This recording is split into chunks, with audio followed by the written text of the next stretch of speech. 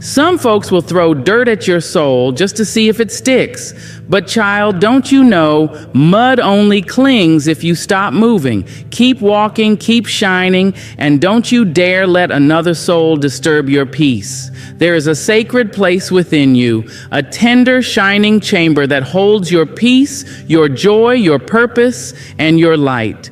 It is not for the public. It is not for the curious. It is not for those who come empty-handed, bringing nothing but chaos and confusion in their wake. That space is your inner court, your sanctuary, and you must learn to guard it as though your life depends on it, because in many ways, it does.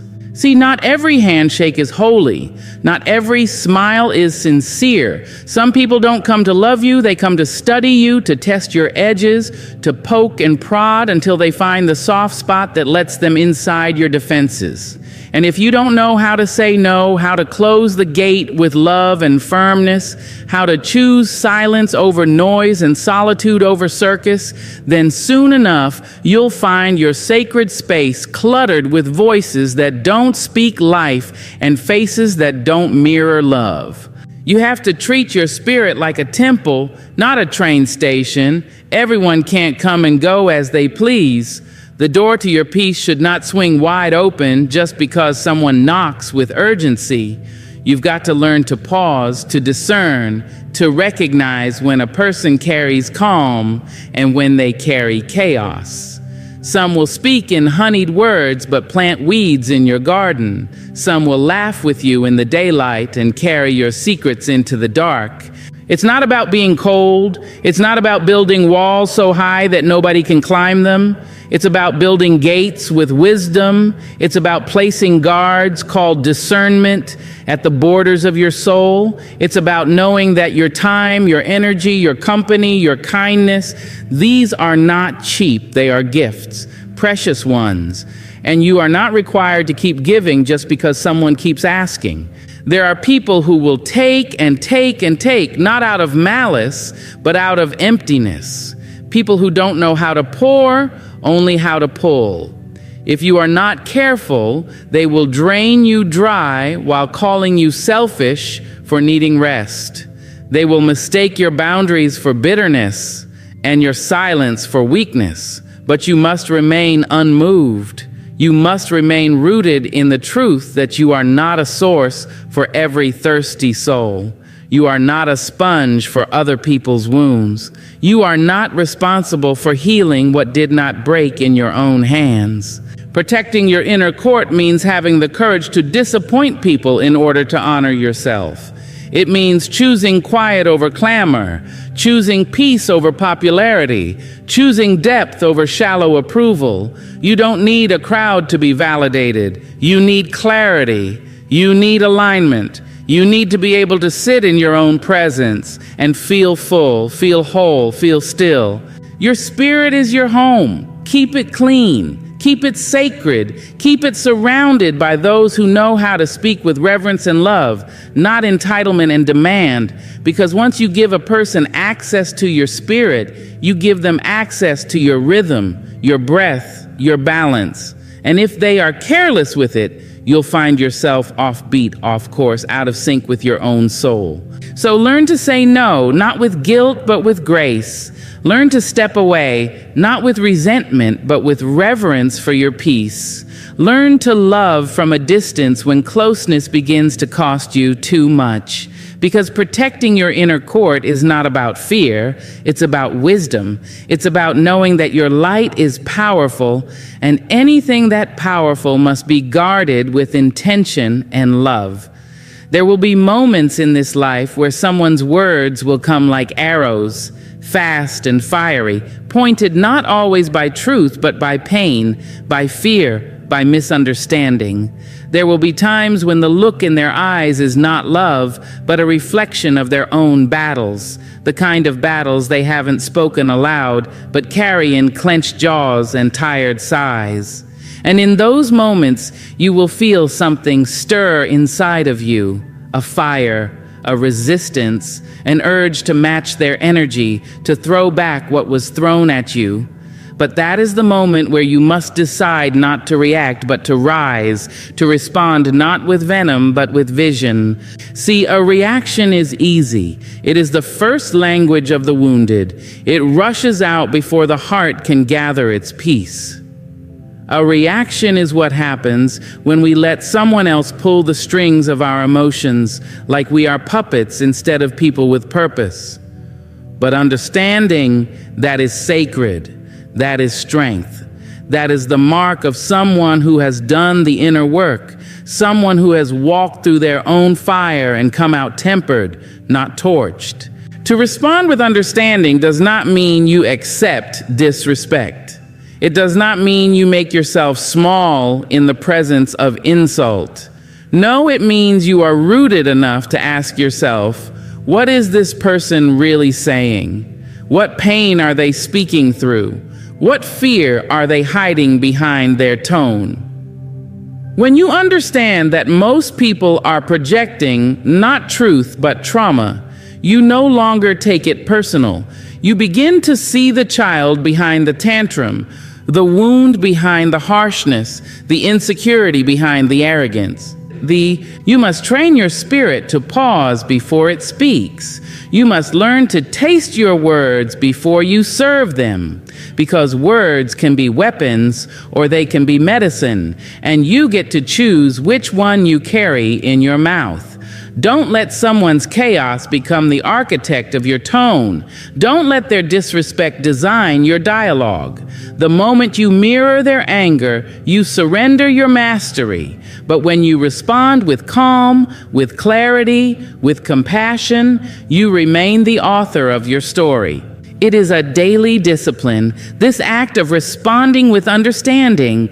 It requires you to check in with yourself constantly to ask, is this about me or is this about them? It requires you to hold space for the hurt behind the hostility, not to excuse it, but to see it for what it is. And when you see clearly, you no longer need to defend yourself. You simply state your truth and let that be enough. When you respond with understanding, you create space for growth.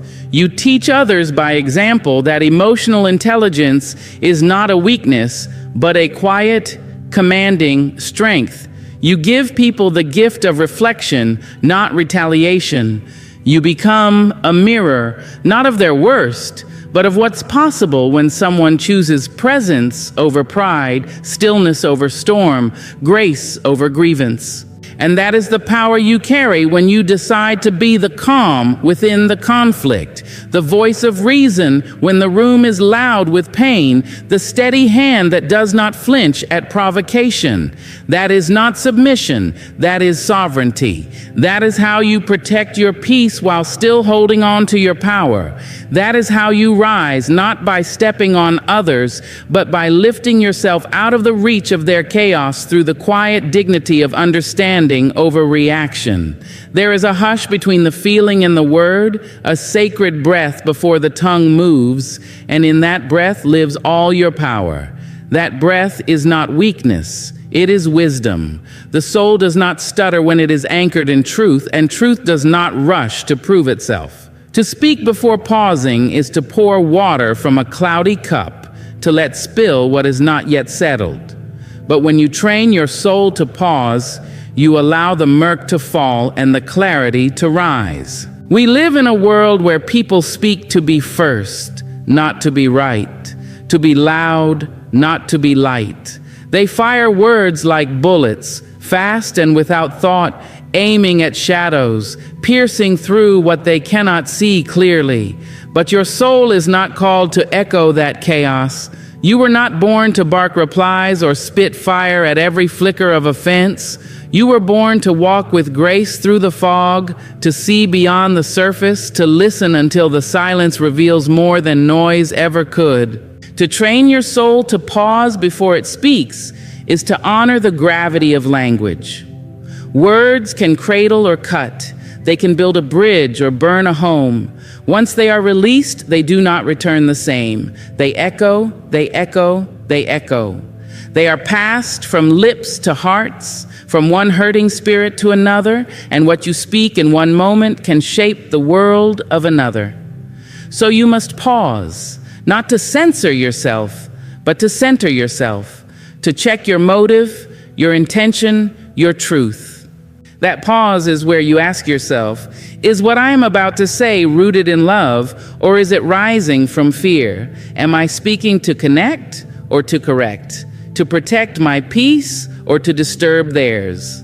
The soul does not speak to impress, it speaks to impact. And impact requires stillness. It requires the strength to hold your tongue until your heart has had time to breathe.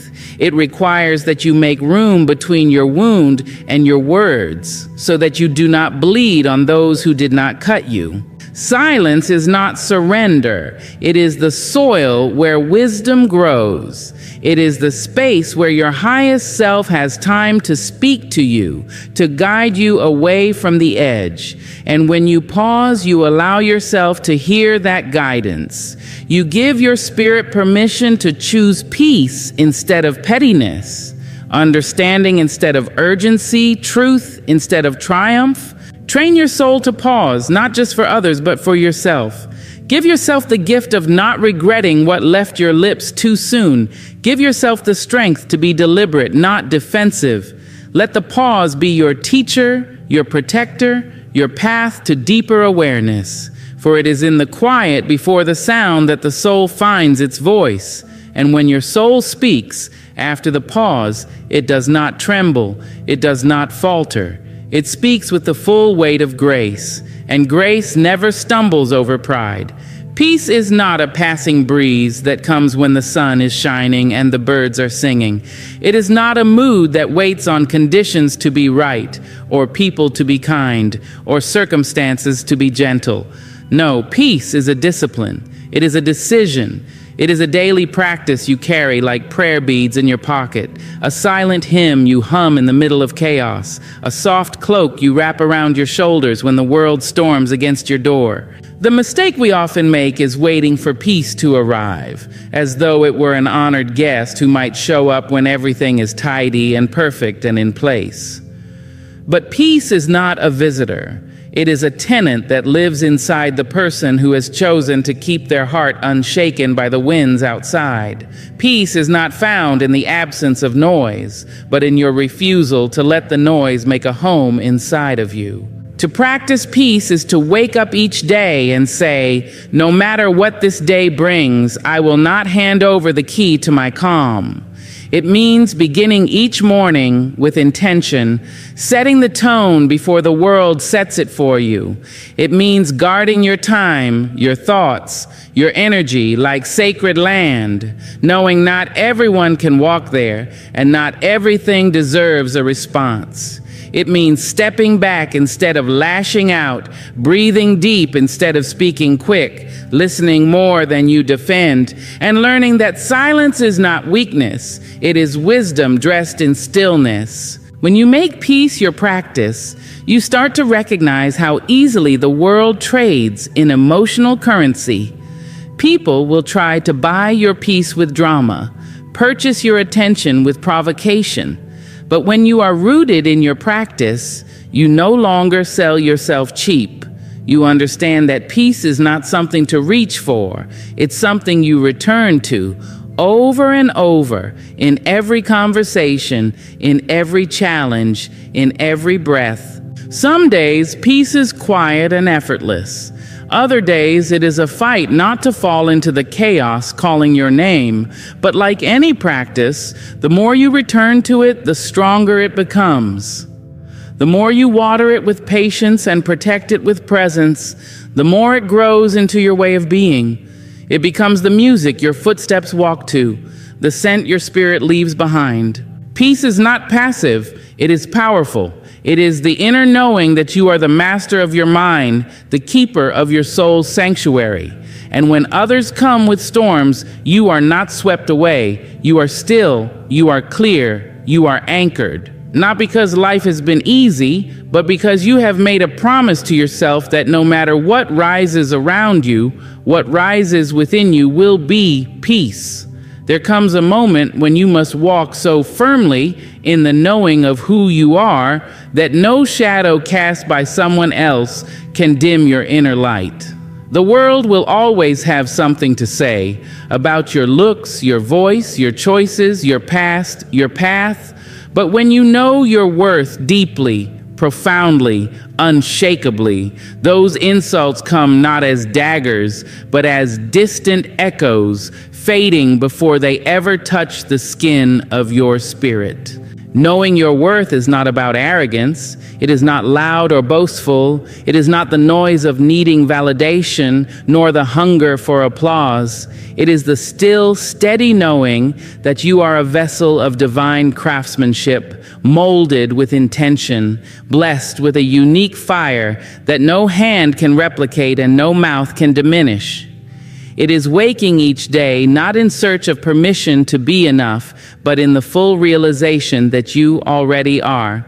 When insults come, and they will from broken mouths and tired hearts, you no longer bow to them. You do not shrink, you do not crumble, because you have done the holy work of digging deep and sitting with yourself.